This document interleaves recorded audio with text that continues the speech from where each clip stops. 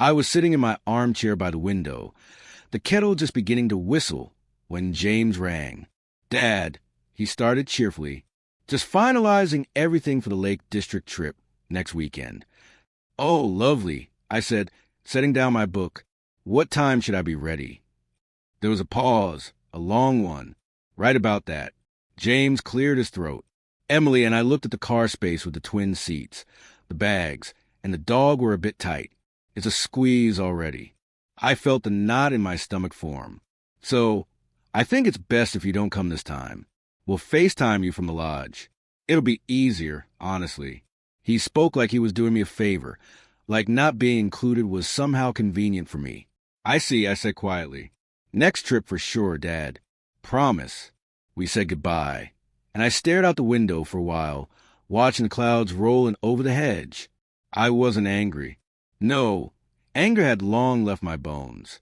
But I was disappointed, not just in James, but perhaps in myself, for not seeing this coming sooner. I raised James after Margaret passed. He was 6 then.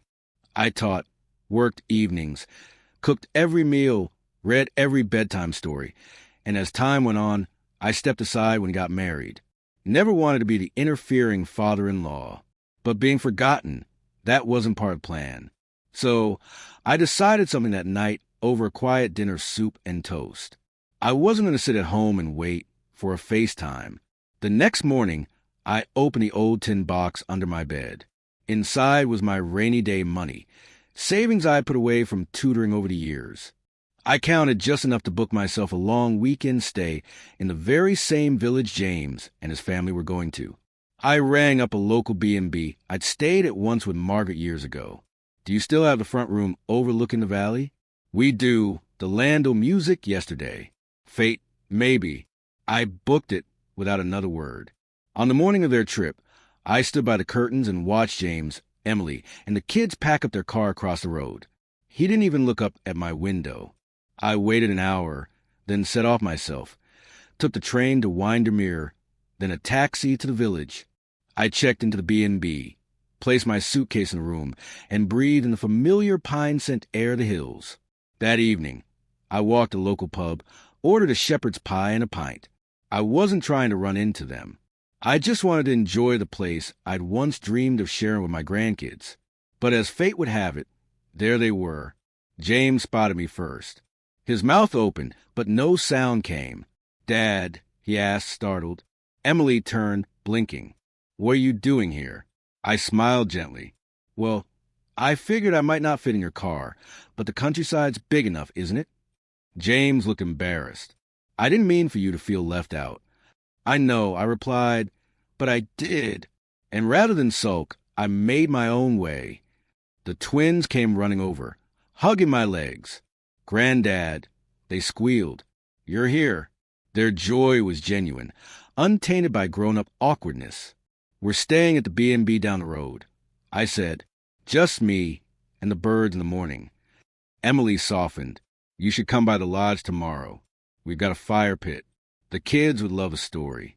James nodded. "Yeah, Dad, please come." The next evening, I joined them. The kids sat wrapped in blankets as I told them a tale about a fox who tricked a hunter. James laughed more than I'd heard in years. Emily brought me a cup of tea. "I think we messed up," she said quietly. "I didn't realize how much this meant to you." I looked at her. It's not just a trip. It's being remembered, still feeling part of something. "I understand now," she said. By the time I checked out 3 days later, James had offered to drive me back. "We'll make room," he said, smiling, but I shook my head. "Let's not force it. I like making my own way. But next time, don't count me out before you count me in." He nodded solemnly. Back home, I unpacked slowly. The house still creaked in the same familiar spots. Winston barked at the sound of the neighbor's cat, and my armchair was exactly as I left it. But something had changed, not just in James or Emily, but in me. I'd always feared growing old meant fading away, but now I knew it didn't have to. Sometimes you have to remind your loved ones of your place, not with anger, but with quiet strength and a willingness to show up anyway, because love isn't just shown by being invited.